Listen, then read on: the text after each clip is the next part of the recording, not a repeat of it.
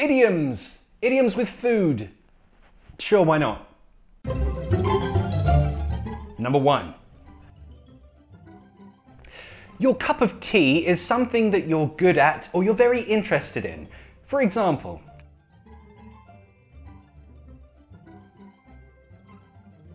it could be the type of person that you're interested in. She could say, that type, I like that type. Oh my God, he is totally my cup of tea. I don't know if Americans use this one, but this is usually used in the negative form. For example, so if someone says, do you want to watch football? You want to say, nah, that's not my sport. Nah, it's not really my cup of tea. What's your cup of tea? Write it in the comments. Number 2. Bring home the bacon. Now, the bacon represents money. So if you bring home the bacon or the money, then you are the person in a family or in a relationship who earns the most money. So if you have a job or have the highest paying job in the family or the relationship, you bring home the bacon. But it's not really used in a serious way. For example,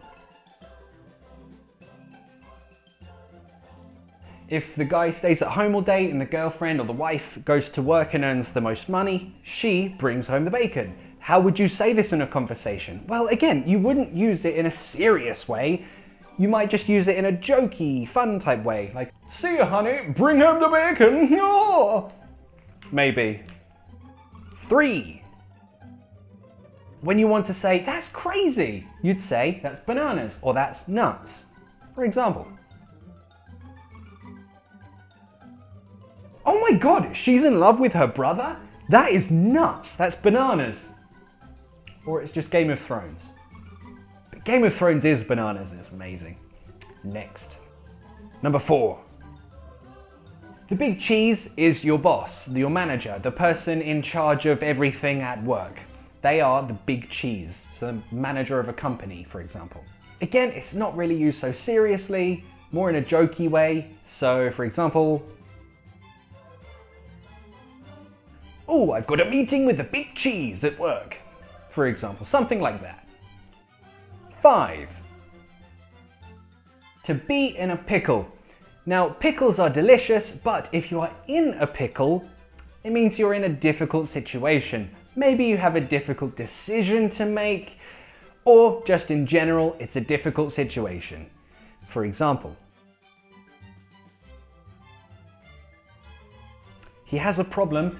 I agreed to work tomorrow, but I have a date tomorrow too. Should I cancel the date or should I call in sick to work? It's a problem. I'm in a pickle. If you were in this pickle, what would you do? Me, I'd probably call in sick to work. 6. To have a lot on your plate. Now, of course, you can change your for his, her, my, whatever. And if you have a lot of things on your plate, it means you have a lot of responsibilities, maybe a lot of work to do. So maybe you have 2 jobs and then you also have to do a project and you also have to study for something. You have a lot on your plate, you're very busy, no free time. But it could also mean you have a lot to think about. You have a lot on your mind. You're thinking about many problems or many things. For example, my wife left me, my dog died, and I lost my job. I have to find another job. I have a lot on my plate at the moment.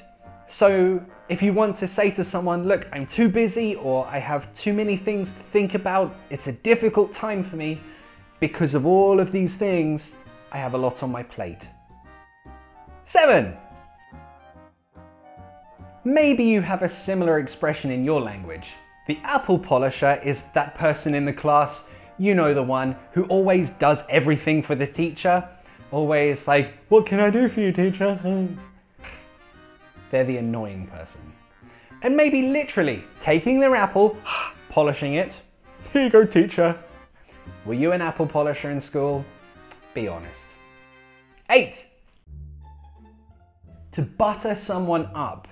Similar to being an apple polisher, it means doing nice things for someone in power. But notice, apple polisher, that's a noun. You are an apple polisher. But butter up, that's a verb. A regular verb, and you'll notice it's with a preposition, it's a phrasal verb. Now, if you butter someone up, you say nice things to them or do nice things to them. This could be your teacher, it could be your boss. You butter up someone in power so they will do something nice for you. For example, he sees his boss. Hi Ali, you look great. Completely not bald at all. Now, why is he doing this?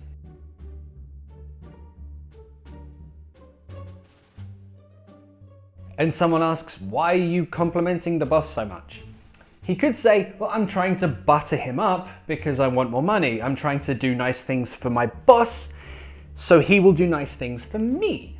Again, doesn't have to be your boss. Could be your teacher, someone in power that could give you something.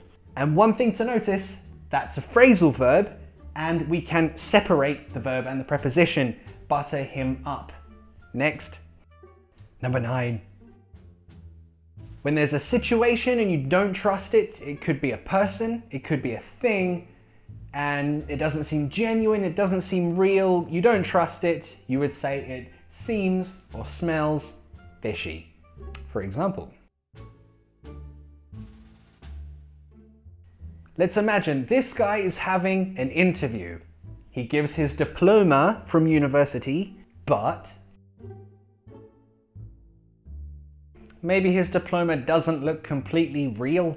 And he looks at his diploma, the name of the university is the completely real, not fake university.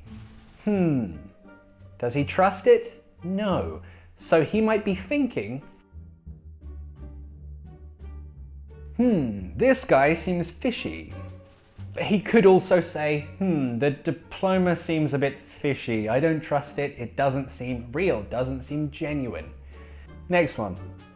Number 10 is have a bun in the oven. What does that mean? You're cooking bread? No, a bun in the oven means you're pregnant. How would you use it in a sentence?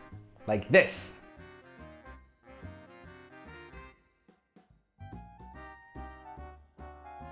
Oh my God, did you hear about Janelle?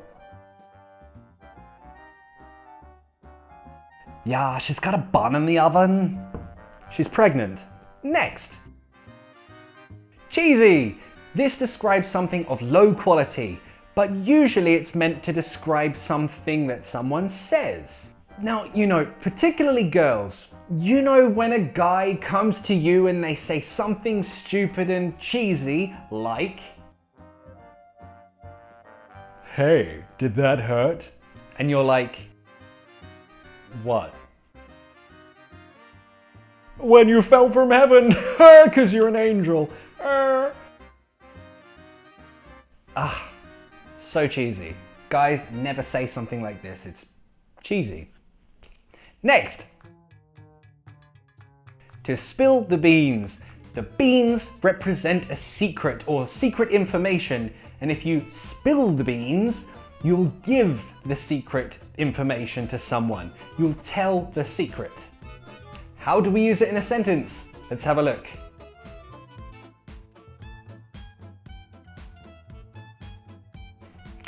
Let's imagine you have some secret information and the mafia wants to get that information. The mafia might try interesting methods to get that information from you and might say this. My friend, we will make you spill the beans.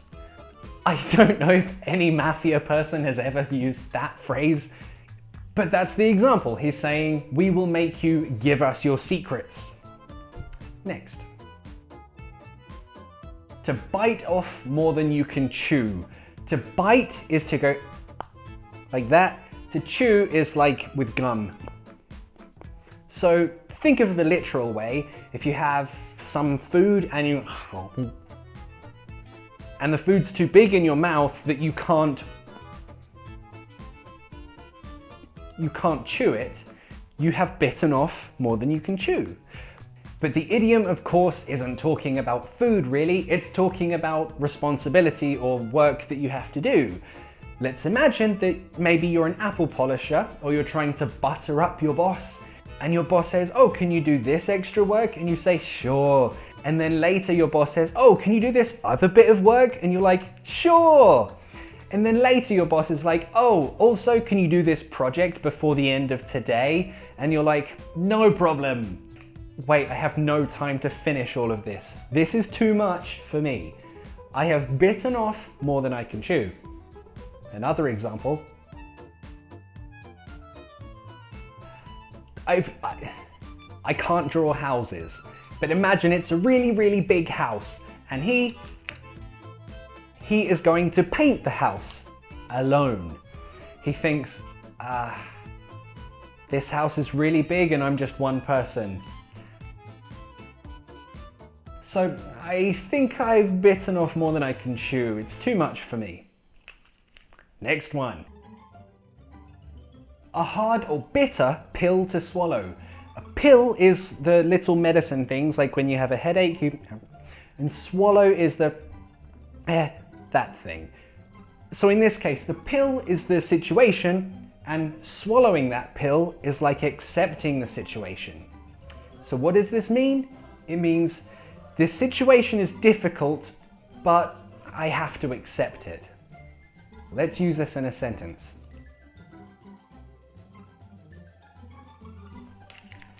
They're supposed to be kissing, but you get that they're kissing, right?